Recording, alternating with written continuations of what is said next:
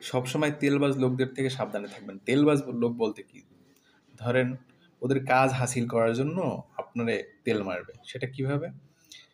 ধরেন আপনার থেকে একটা মানুষ ৫,০০০ টাকা ধার নিবে। তো তার আগে আপনারা বিভিন্নভাবে তেলাতে শুরু করবে। আপনার এই গুণ ভালো, আপনার এটা ভালো, আপনার এইটা ভালো, এই কাজটা ভালো হইছে।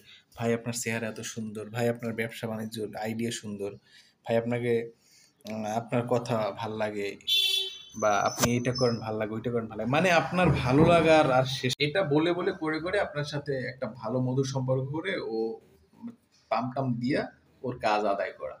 মানে এরা হচ্ছে দেখবেন যে আপনার যারা মানুষকে তেল মারে এরা হচ্ছে যাদের সাথে চলে এদের বন্ধু বান্ধব বলেন আত্মীয় স্বজন বলেন সবাই দেখবেন যে ও একই কাজ করে, সবাই একই তেল দেয়, সবাই ওর চোখে ভালো, কোন খারাপ বলতে কেউ নাই।